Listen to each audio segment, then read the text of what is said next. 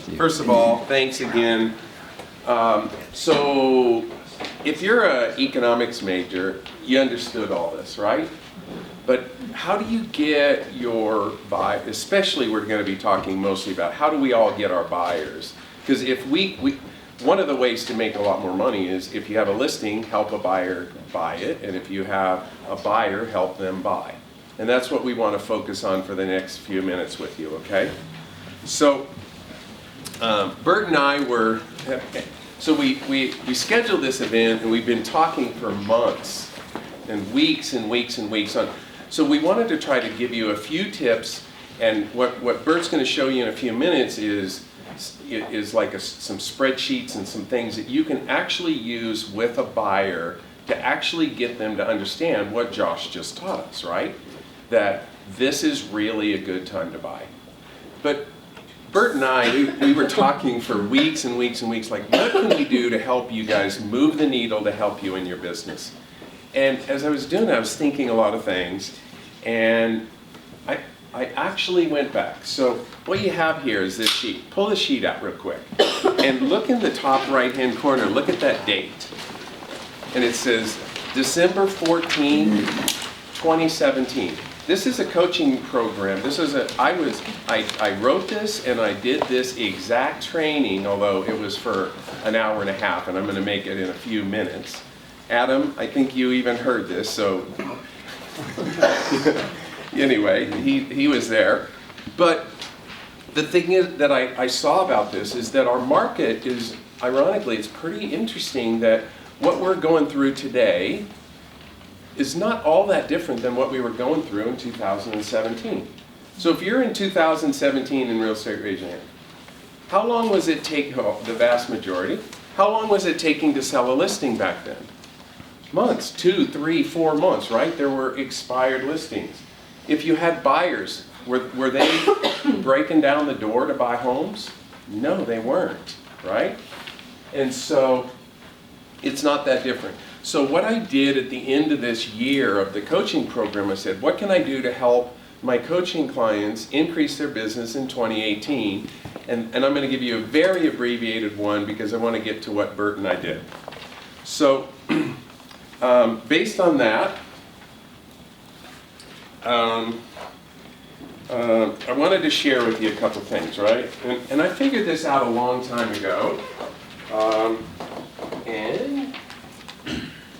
So the first idea that I have is called starting every day at zero. And I did this to help me motivate myself in my business to do my job each and every day.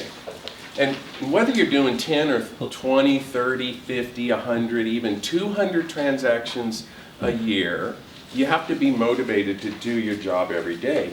And so I came up with this concept and I call it start every day at zero. Some of you have heard it maybe from me. But what I want you to do is imagine. Just imagine for a minute. Well, first of all, nothing happens until a sale's made. But imagine that this is you. Okay? You have no money. You have no listings, no pendings, no closings, no buyers, no sellers, no leads, no prospects, no SOI. You don't have anything. And think about it. If that were the case, and you had to take care of your kids, if you had to make your mortgage, if you had to pay your house payment or your car payment or whatever, if you're in that position, what would you do? And what you would do is you would spend your entire day focusing on doing one thing, finding one buyer, one seller, one investor that's going to write a contract today. And if you think of this concept and you think, how much business could I actually do if that was my whole focus for the entire day, right? And we know one thing for sure. Are there people in our market that are going to buy today? Yes. Say yes. Are there sellers that are going to sell? Yes. Are there investors that are going to invest in real estate? Right? So we know that that's going to happen. So what is our job? Our job is to get in the middle, right? Find a buyer, find a seller, or better yet, let's get on both sides of the deal, right? So that's where I say, nothing happens until a sale is made. So what do I mean by that? There's so many things in real estate that we need to do, but we really need to focus on that, okay? So, before I get back to that, this concept, whether you're doing a lot of business or not very much, what this whole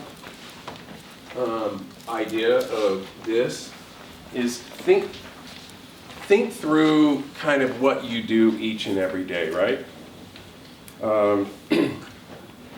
So if we know that what we need to do is work on our business, a long time ago, maybe 20 years ago, one of my coaches told me this, and I don't know if you've ever heard this term, but he was talking about excuses. And he just said no excuses, and he wrote, so I wrote this down because I want you guys to really think and understand this. Excuses make today easier, but tomorrow harder. Discipline makes today harder, but what? Makes tomorrow easier, right? So if you think about that, it really helps us to understand that we're in a sales business and we need to be selling, right? And then I studied Jim Rohn. Who knows Jim Rohn? Who studied some of his stuff? Is he the most incredible guy ever? Remember what his most famous quote was, anybody?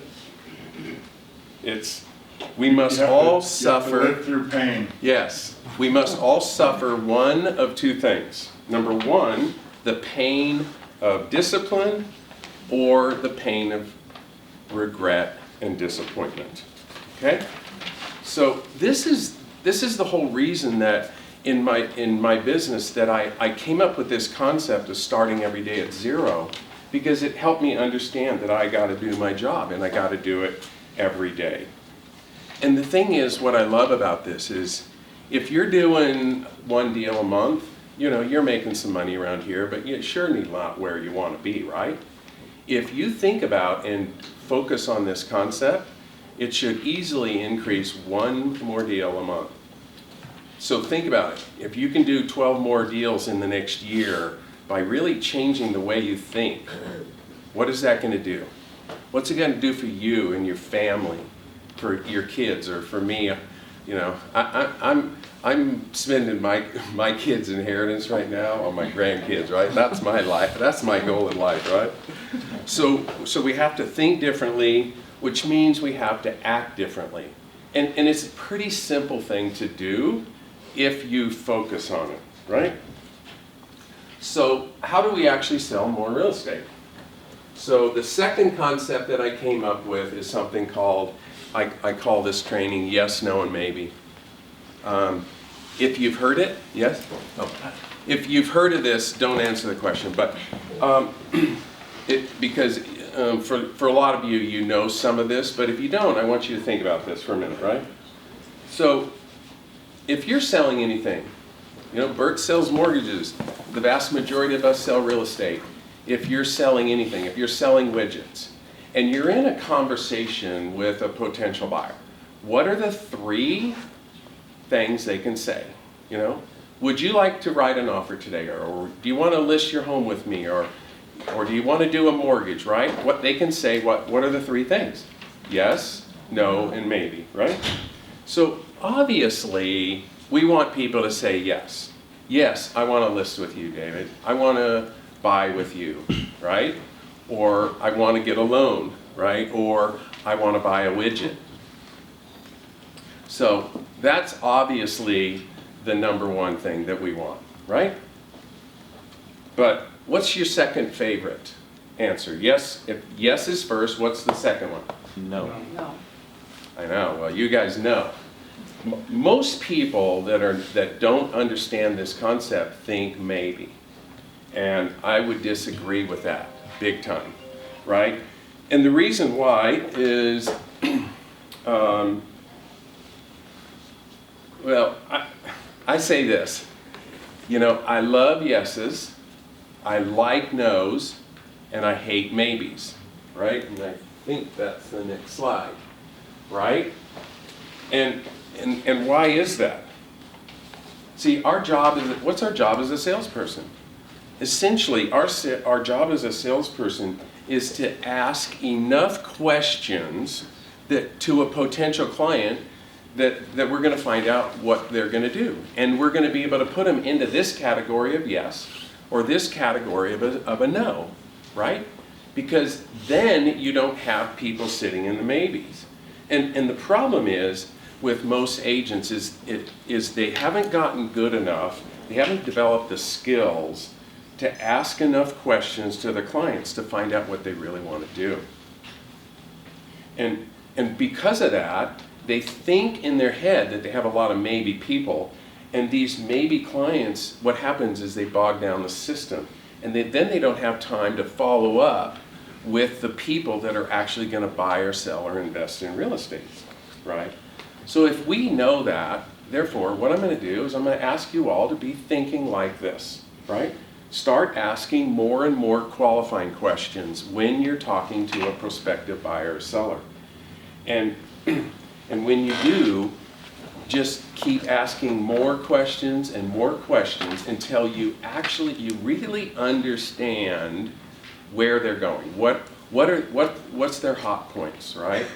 When are they going to move, or why, or where are they going to go, and what's important to that, right? And if you just ask one more question over and over until you find out their real motivation, you're going to know, right? So if you say, I'm moving to Austin, Texas. Great, you're moving to Austin, Texas. What's bringing you there? I've got a new job. You got a new job, that's exciting. So tell me, when is it that you need to be there? I need to be there by the end of January. The end of January, wow, that's awesome. And then, and you just keep asking the question, right? You get a buyer. I used this one in our role play yesterday, right? So you want to buy this $10 million house? Yes, I do. Fantastic. Okay, so tell me, tell me a little bit about what you're doing. Or would you like to pay cash, or are you going to get a loan? No, I'm going to pay cash. You're going to pay cash? Fantastic. Congratulations. So do you have funds from a 1031 or, what? And he says, well, I'm going to win the lottery. And you go, oh, you're going to win the lottery. And I say, oh, okay, well, so what do? You ask the next question. What's the most obvious next question? Have you even bought a lottery ticket, right? Right? So you see, if you ask more questions, you can really get people into the yes or into the no category, right? So essentially, what I'd like you all to do is think a little bit differently and just start asking more and more qualifying questions when you're talking to them, right? And if that's the case, you will absolutely,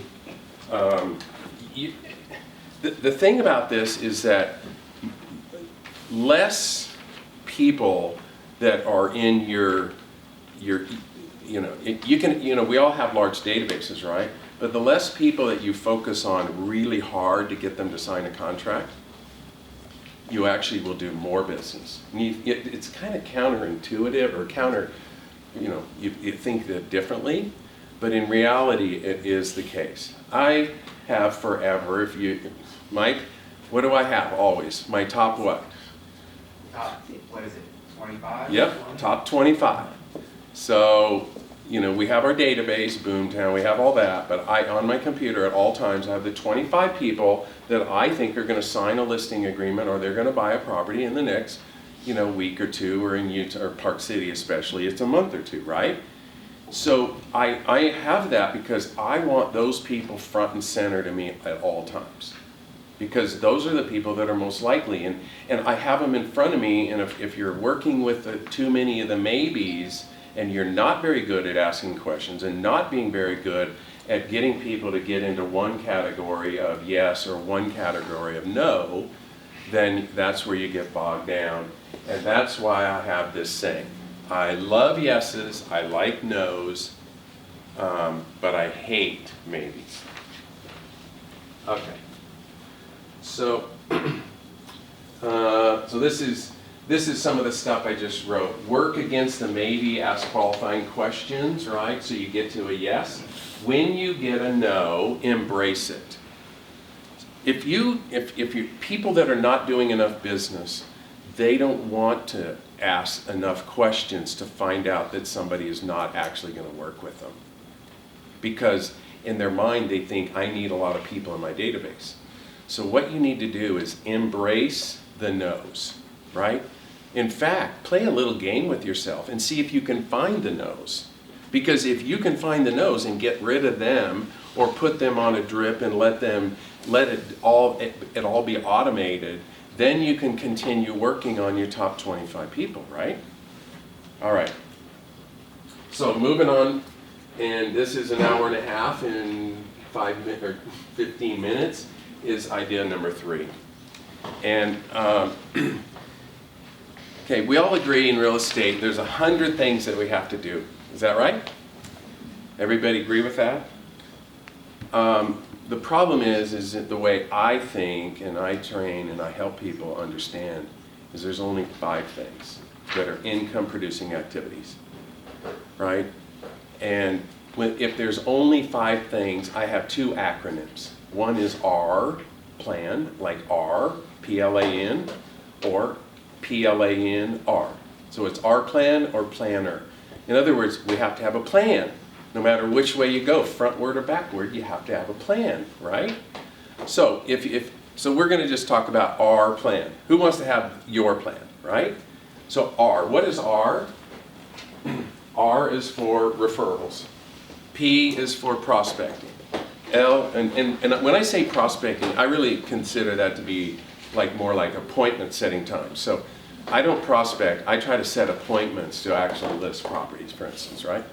L is lead follow-up. We know that 85 to 90% of all the people that you'll ever talk to are going to do business with you, not when you meet them, it's when you follow up with them. I used to teach a prospecting class all the time. You know, I charge $295 or $500 or $495 for 2 days, and I bring you in and you go, okay, I'm going to teach you all how to prospect. And you know how I start it? I would say, okay, you're all here for prospecting. I just want you to know that you should stop it. Do not prospect. And I'd usually have a piece of paper, I'd roll it up, I'd throw it up. I'd say it is an enormous waste of time because it doesn't work. And they're like, what do you mean? We're here for a day or two to learn about prospecting. You tell me it doesn't work.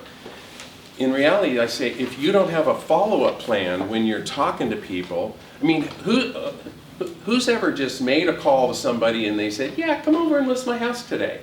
When does that happen? It's like it's happened, right? But it's 1 in 1,000, right? So if we know the business is in the lead follow-up, we have to do lead follow-up every day, right? Okay, what's the next? A is for appointments. Appointments with buyers, appointments with sellers, that's what we need to do. We need to find lots more of those, right? And then N is negotiating. And we say negotiating as in, and think of this, gang, you're in the real estate business and you're a negotiator, whether you believe it or not, right? And the better you are, and negotiation is not beating up the other side, it's working through the side. It's, Chris Voss's book, who knows the book? Don't Split the Difference. Man, if you haven't read it, it's so good. But we don't just negotiate, if there's a listing we have and a buyer comes in or we write an offer, we're not just negotiating on that one time. We negotiate through the whole thing, right? We have repairs and we have all kinds of things, so we have to be getting good at that. So what do we know? We know that these 5 income-producing activities are the things that make the vast majority, if not all the money, right? And the thing is, of these things, we've all been taught that we pretty much need to call people and we need to do the P, the L, the A, and the N. But what nobody really talks to us too much about is the R. And the R stands for referrals, right? And I believe it's the one income producing activity that is most often neglected in our business. And so I'm going to ask you a couple questions. Who focuses every day to try to find either an inbound or an outbound referral. Okay? The answer should be everybody, right? But here's another question. Who's worked with an out-of-state buyer who needs to sell their home in Austin, Texas before they move to Park City or Salt Lake, right? And if you have, what your job is to make sure that you find them a great listing agent in their local market, and of course you get paid, right? You get a 25% referral fee. By the way, there's a lot of people, just so you know now, they're paying 30, even 35% for referral fees, right? So you can get 25, or you can get 1/3 of the commission just by asking the question and seeing if you can help them. Then here's the other one. Who's worked with a seller that lives in Salt Lake and is moving to Austin, or they live in Park City, they're moving to Austin, Texas. And what do? We got to, we find out where they're going, and then, and I'm going to talk in a minute about what we actually do and why people don't do it. But what do? We find them a great buyer's agent in Austin, Texas to help them. And I want you to listen to what I'm going to say next. And I think this is the key for each and every one of us to change the way we think about referrals. And I think personally it's my obligation. Okay? It's my responsibility. And in fact, I'll even go so far as to say, I might even say it's my fiduciary responsibility if I have a buyer or a seller and they need help in another city. I believe it's my responsibility to help them find a great agent that's going to help them, right? That's going to get the job done. They're going to do a great job. What do we know? Most people or 70% of the people, they hire what? Who? The first agent they meet with, right? So if you've got a good client that's moving to Austin, do you want them just to go pick anybody? Or do you feel like it's really your responsibility to find somebody great there, right? So if you think that it's your responsibility, your mindset is you're really helping your client. I have a saying, if you always do what's right for the client, in the end you win, right? We should all have that. And I believe that when I help somebody find a referral somewhere else, I'm actually doing a great service to our client. And if we're doing nothing, we're doing a disservice to them. So I wrote down 4 reasons that I think agents don't do this. So number 1, I wrote, they believe that the buyers that are moving into our area already have an agent in their hometown. Okay? So that's a thought. But the problem is, what did we just talk about? You have to ask more questions, right? So you ask questions. Oh, where are you moving from? I'm moving from Austin, Texas. Great. Do you need to sell the house there, or are you going to buy the house here? Tell me what you're going to do. No, we're going to sell our house. Have you listed it yet? No, we haven't. Boom, now you have an opportunity, right? You ask, it takes 10 or 15 seconds to ask a few questions to do that. But if you don't ask, you're never going to know. The number 2 thing I wrote down is they don't know someone in the new market that their buyers are going to buy in, right? So who right now knows the best agent in Austin, Texas? Raise your hand. Right? Nobody does. But it used to be hard. It used to be hard to find that agent. Nowadays, it is so easy, right? You know, at EXP, there's 89,000 agents. They're all over the country, right?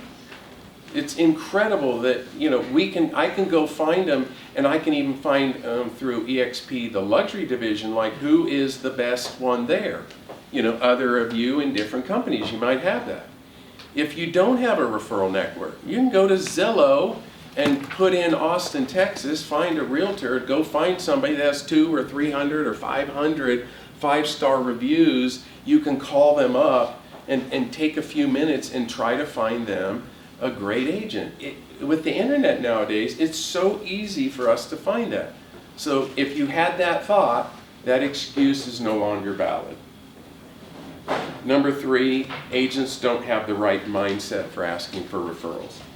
So why? They think they're being pushy, or they think that they're being salesy, and that's because they don't understand that you're actually doing a huge favor for your clients, right?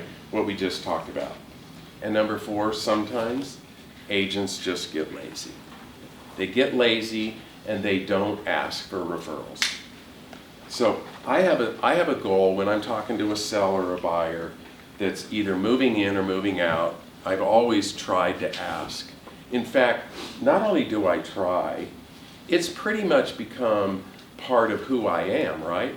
Because I believe that I can help people with better agents, and I believe it in my heart, and I believe that I'm doing them a favor. It's very easy for me to answer it. And not only just with the people that are moving in or out, when I'm just having a general conversation with somebody in real estate, you know, at the end of the conversation, guy, you know, I just say, thank you so much. You know, so much of my business is based on referrals, and I was wondering, do you know anybody in your family, church group, office, maybe neighborhood that could use my services? You know, I'd love to help someone. Every once in a while they say yes. And sometimes they even say, well, what about me? Will you help me, right? If you don't ask, you're not going to get them, right? David, what was the A in your R plan? Appointments. Yeah, so you making appointments with a buyer or appointments with a seller for a listing appointment. I'm sorry, thanks for bringing that up. So what's the best thing about referral income?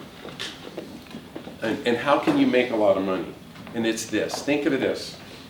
I believe that we make between $5,000 and $10,000 an hour with referrals. Who wants to make that kind of money? So think about it, you're all good with the simple math, right? $1 million property, you refer somebody in Austin, Texas, it's $1 million home, call it $30,000 commission, say it's 25% referral fee, what is that? $7,500, right? It's that simple.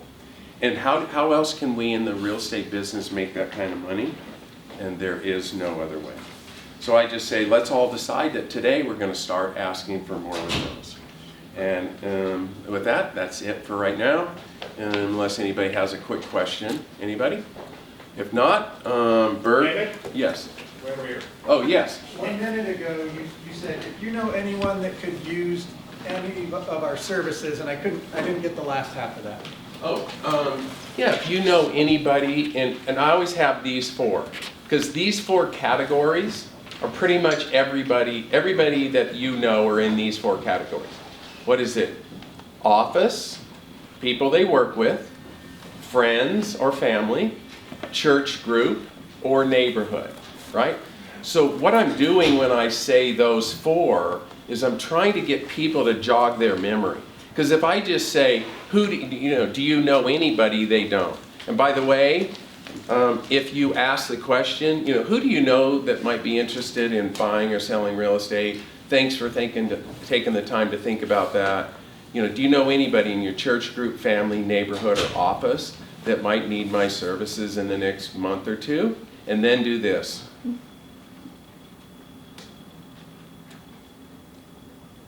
What was that?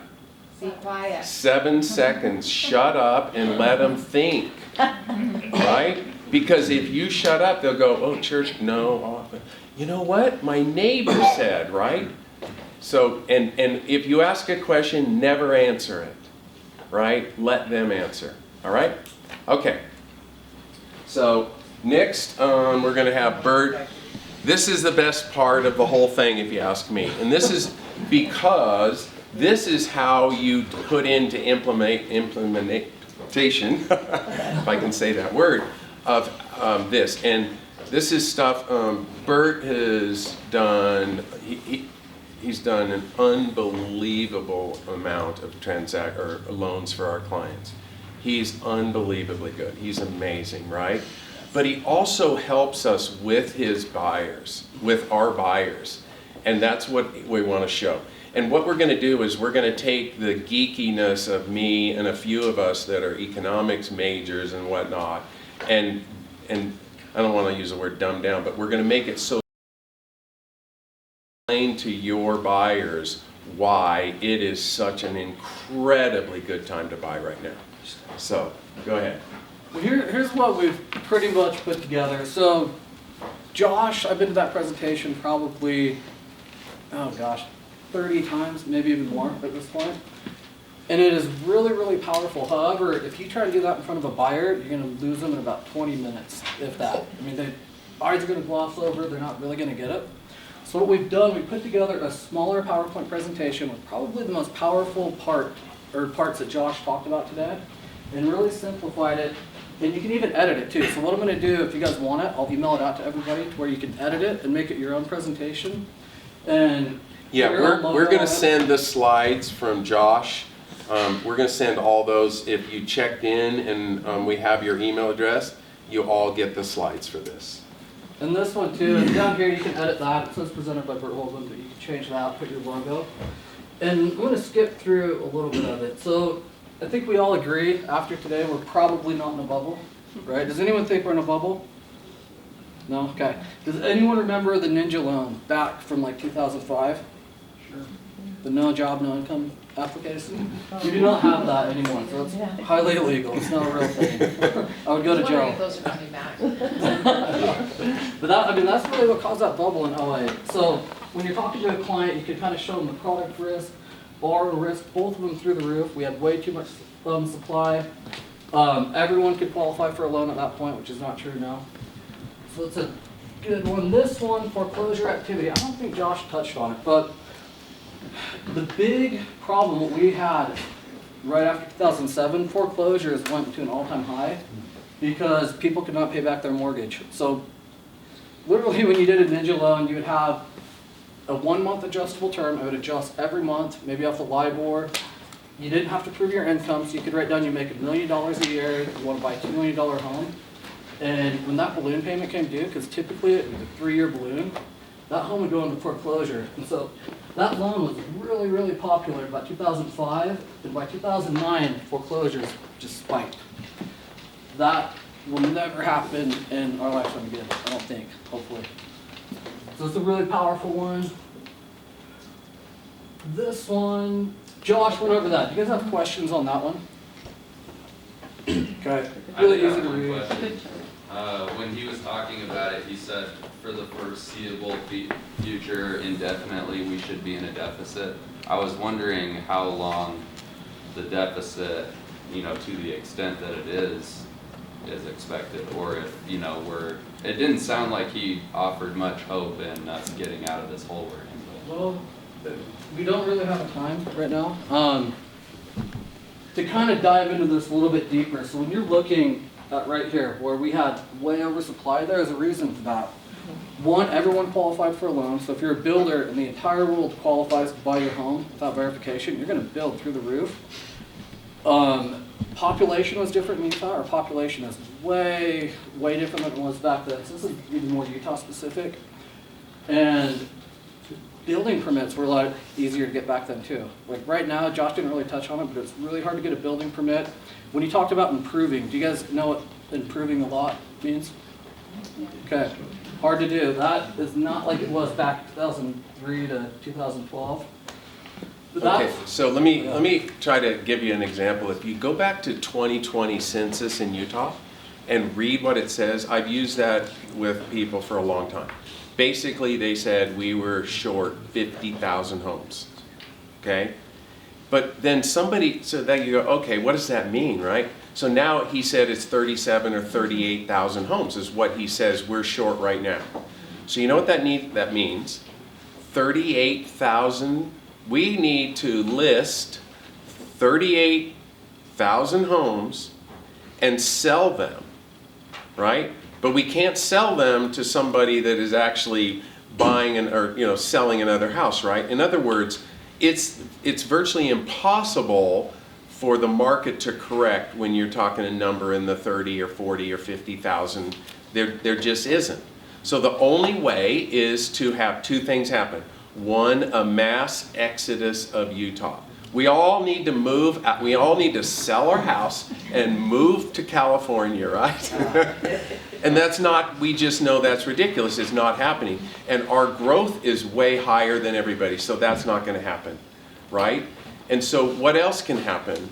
What else could cause to fix the supply? I tell people, and you know, it was a long time ago, I was a business and economics major. I don't remember very much, but I remember this one thing called what? Supply and demand, right? And so the supply is way down, which is going to control the demand. And the other thing is if the demand is really high and the supply is really low, what's the chance that prices are going to go down? It's not going to happen. And he just showed all the data, right? The other thing is, do we all believe that there's a lot of buyers sitting on the fence right now? Yeah. Say yes or yes. So what are they waiting for? Interest rates to come down or prices to come down, right? Well, we just know that prices aren't coming down, but interest rates are going to come down. But what they don't understand is what happens when interest rates come down? Prices are going up. Prices are going to go up. So now this issue is even going to get worse. So if you get good at explaining this to a client, it's so much easier to get them to buy now. And showing them the math and data too, because these are really powerful to put them in front of people. This Hey one, Bert, how much has the baby boomers' death or dying off figured into that? Because that's going to happen pretty soon. it's a good question. I have no idea. I mean, I sit around and just, if you look around nowadays, there's a lot of people looking old, including myself. So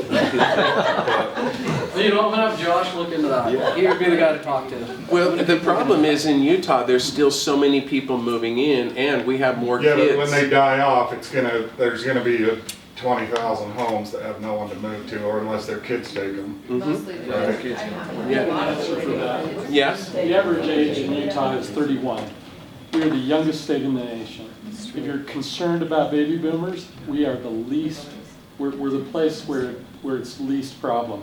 Now go to Maine, the average age is probably about 47. 47-year-olds are not having babies unless they're looking for a space in the Guinness Book of World Records. That area will not see increases in housing. You go to areas where you have babies, it's going to increase supply. And we have this secondary effect of people moving here because we're doing stuff. You know, I mean, 30, 40-year-olds, they make businesses happen. 50-year-olds do not. They may keep the business going, but they don't really start it and get it going. So it's a great question, and Josh didn't really talk to the demographics. But the demographics in this market are all on our side. In fact, it's more likely because of the demographics that we will see 5 market uptrends as opposed to 3 that we should be seeing. We're right in the middle of we're starting into our 3rd market uptrend, and it will happen, almost inevitably. We're talking probabilities here when we look at the future. If there's a big earthquake, all bets are off. Things change. We can have those black swan events where everyone does move somewhere else.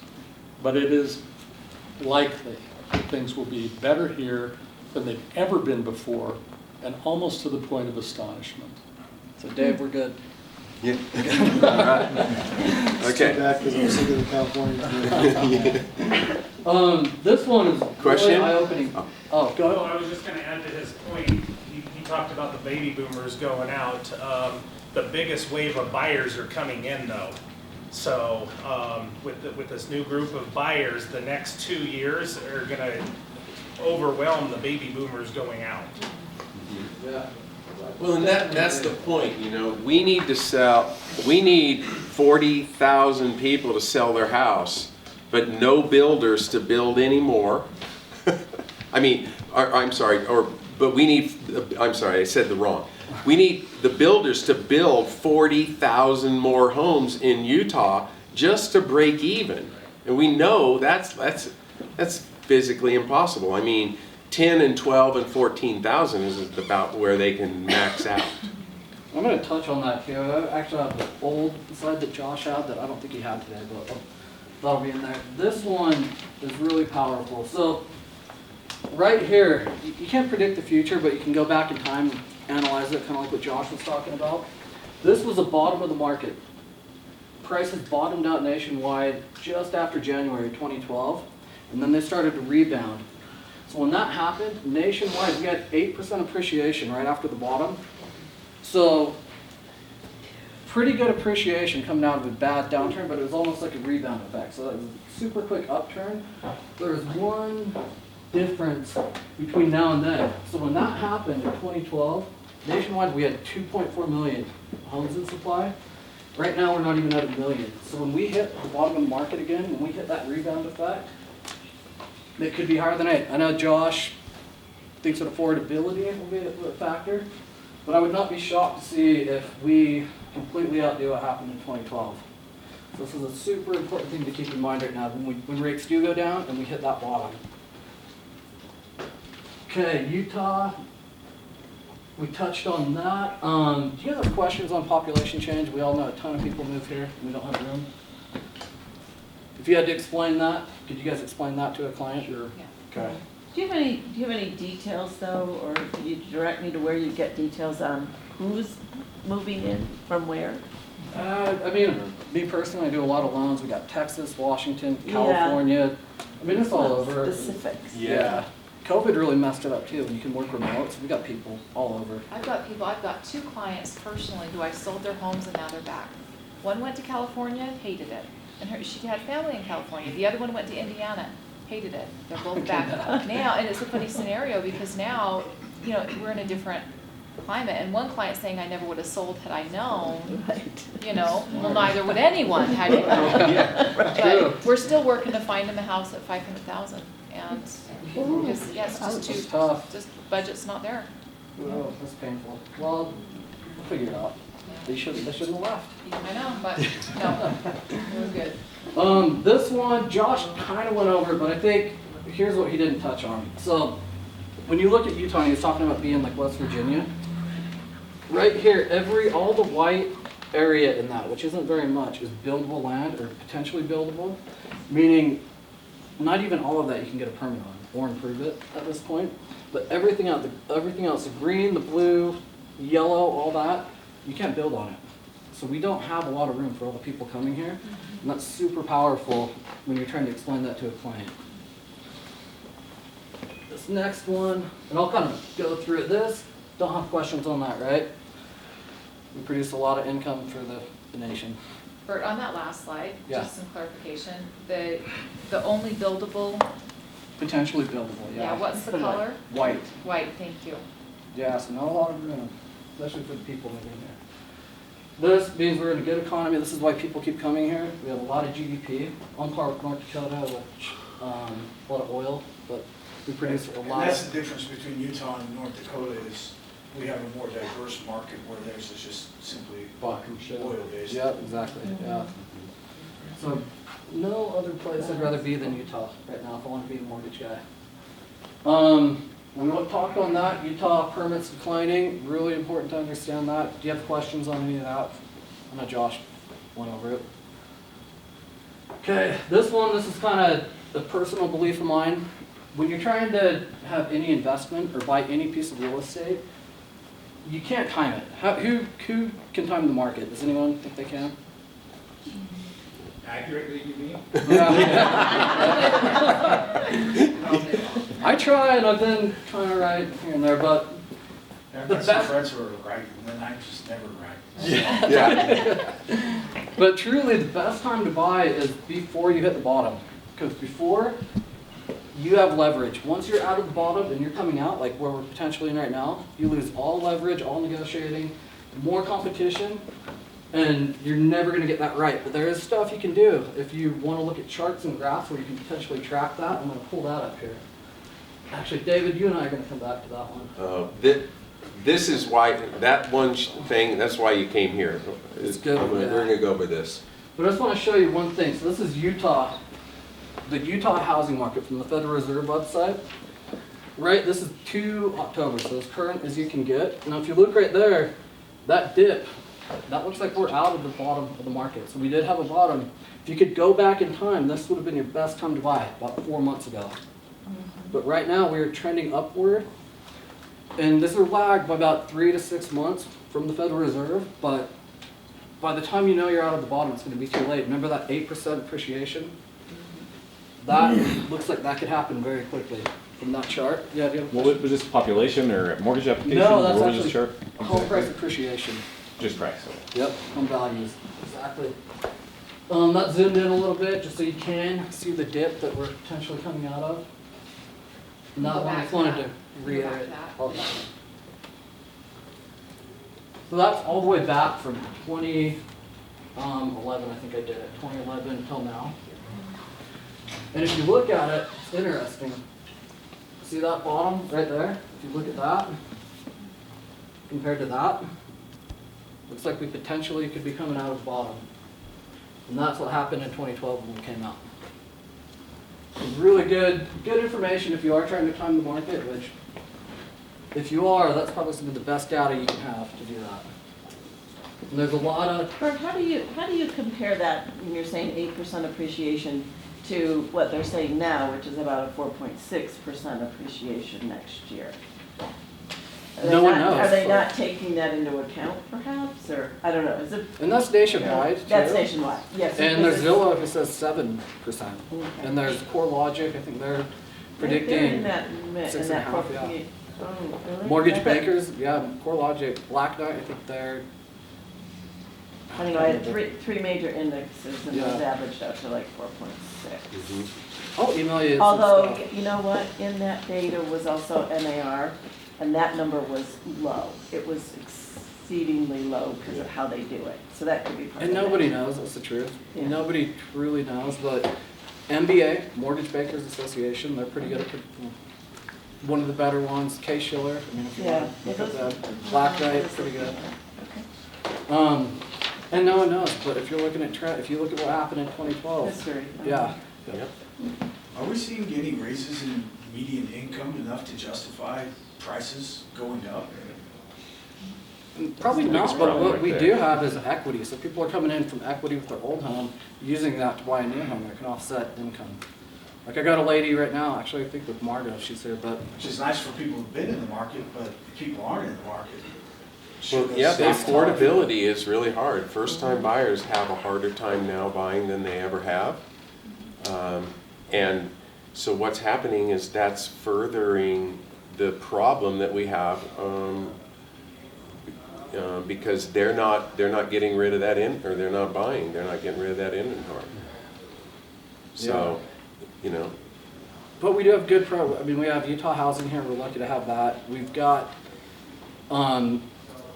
actually Fannie and Freddie actually made it easier for a first-time home buyer. They took out pricing adjustments if you're under an area median income. There is a little bit of help for people that should get better, hopefully in the next year when rates come down a little bit. Should help. This is a snapshot of January of 2012. So median house price, 166 back then. Crazy, right? But how many of you guys were doing real estate back then?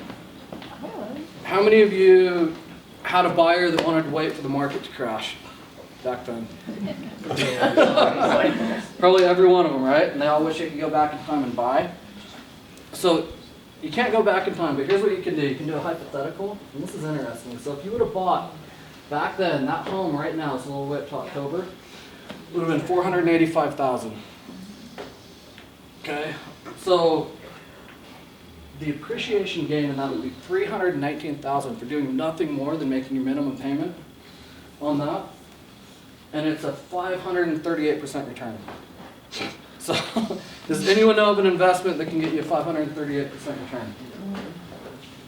So this is how people get rich off of real estate. I don't know why it's not taught in school, but that is how you do it, right?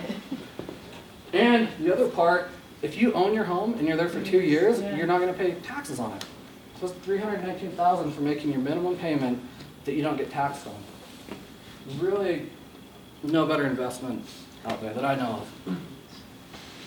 Here's a comparison, right? So if you could go back in time to 2012 and you had $50,000 and you put that into the stock market and you just let it ride, let the market appreciate. It would be worth 88, you gained 88,570 after taxes on it. So I remember I was doing loans back then. I remember people were literally waiting for the market to crash, like, hey, I have money in the bank, I'm gonna invest in the stock market. And the people that did that, unless you're a wizard day trader, you're probably gonna end up with about 90 grand in today's market. So pretty powerful. And again, you can't predict the future, but you can look back to what happened before, to where we're at with supply and demand and credit standards that we have, and really hopefully make a wise choice in today's market. This is another really eye-opening one. Since the Great Depression from 1942, home values have only gone down 6 times nationwide. And in 1990, 1991, Utah did not go down. Just FYI on that. So we are actually better than that. There's no better investment than real estate in the entire country. That's because Utah was in the dumps from about 81 to 88. The bottom of that market was 88. Yeah, true. But still didn't go down. We still had some appreciation. That's back then. national data. Is Utah or nationwide? No, I got Utah pulled up too. I'll get you that one. But it wasn't far off from that. Utah, the only 4 in Utah, if you go to the Federal Reserve website, 2007 to 11. And then obviously 2023 had gone down. But if you're an investor and you're an average person, I don't think there's any other way to really safely build wealth without winning the lottery other than Utah real estate. And this one, let me go back. David, I want you to talk about this one. Okay, so what we did about, I don't know when was this, Burt, a year ago maybe? A year ago? So let me just ask you a question. During the COVID, there was $1 million house. And in 2021, how many offers were there on it? On COVID? Yeah, during COVID. Many. 9? 10, 5, we had 128. I mean, multiple offers. So a good property, $1 million. How much did it actually sell for? 1.2. That's actually the number that we think it was. We were seeing, for the vast majority, people were paying $1.2 million. How much was the house actually worth? Only $1 million. So there were even people that were having, what did we, also, if you have 10 offers, what do we do? How do we write offers? Escalation clauses, no repairs, no contingencies, no appraisal condition, right? So Burt and I said, we got to figure out how to tell people now that that's over, how can we do it? And we have this spreadsheet. But this is interactive. You can show this with your client. We're going to email it to you, and then you can go and you can put it in. But if we change this number to $1 million, so think of it like this. So it was $1 million home. They paid $1.2 million for it. If there's $1 million home in Salt Lake now, or even in Park City, what do you pay for that house right now? How many offers are there right now? Usually 1, although this week, how many have we had? I think our team has had 3 multiple offers this last week, right? But let's just say there's 1 offer. How much are you going to pay for the house? How much? $950. That's the exact number we came. So the spread is $250,000, right? So today you can buy that same house for $950, where you used to pay $1.2 million. That's the good news. What's the bad news? What's your interest rate? Right? Used to be, well, we were doing it when it was at 3 and when it was at 6. But basically, so you save, do the math, $250,000. And how much did your interest go up? 3%. From 3 to 6, it's $1,000 a month. So I'd say to my buyer, you probably don't want to pay another $1,000 a month, do you? No. But then let's do the math, and basically they don't break even, or they break even in the 20 to 30 year range. And then that's where we talk about marry the home and date the rate, right? So we say, you're going to be in this home, so you're going to save $250,000. I love how Josh talked about it. You're going to save $250,000, but we know that you're going to refinance that rate as it comes down, right? That's what we all do.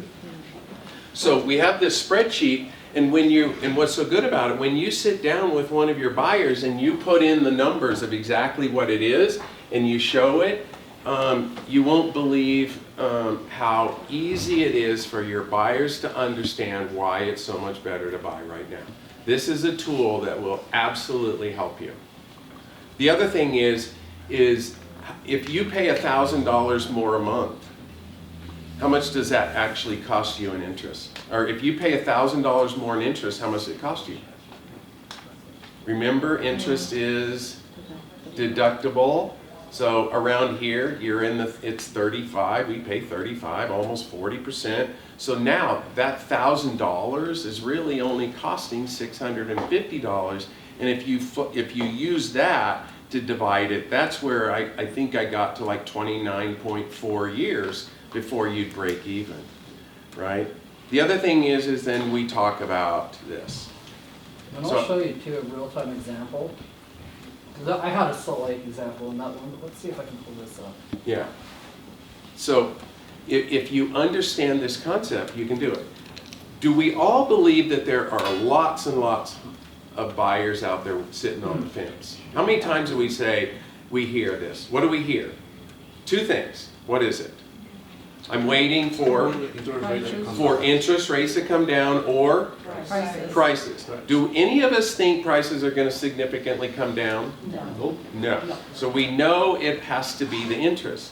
But if the interest rates go from 3 to 6 and back down to 5 or 5.5 or whatever, if that happens, and all these buyers come back in the market, what's going to happen? We're going to be back into multiple offers. We're going to be back into them. We're not being able to negotiate repairs. We're going to be back, not to the same degree, but we're going to be back there, right? And so if you get good at explaining to your buyers this concept, you'll absolutely get them to buy. And I mean, I was blown away.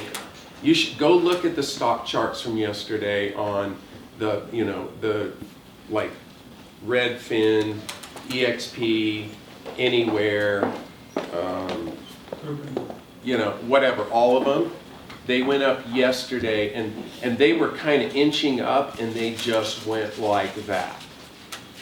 Real estate stocks went up 10 to 20% yesterday and another 5 to 10% today, and it's all based on what Wall Street's thinking. Wall Street, they're pretty smart people, right? They know, what do they know about, if they think interest rates are going to be coming down, they know that there's pent-up demand, they know that real estate prices are going to go up and it's going to be a good investment. Is there any reason that real estate stocks should be up 20 to 30% in one day? Is there any rational way? No. It's about perception. David, here's your example right here. So let's do this one. Okay, so this is what he's doing right now, right? $1 million property. There, you paid $1.2 million. Here, it was $980. There's the final price. There's your down payment. When you go through here, the payment is now a little bit more than $1,000 because the interest rate's almost 7%, right? But this is what you keep in your pocket. That scenario, you're going to keep $226,000 in your pocket. And so if you take that number that you're saving, $1,200, and divide it by that number, it would take you 15.5 years to recoup that. And that was a real life thing. How many people had a transaction like that? Yeah, lots of a lot us. of people. And this, if the number is down around 6%, this is where it goes down to $1,000, and this is where it gets you above 20 years. So use this when you're working with buyers. Here's one more little cool thing about it. So, this money you keep in your pocket, right? So if you're buying a home and you're an investor, especially if you're buying $1 million home, and you have $226,000 left in your pocket that you wouldn't have had 3 years ago, if you put that into a 4.5% CD, that'd be an $847 return. And a guaranteed return. You can get that at Mountain America right now. You can get an 8-month, I think, at 5.5.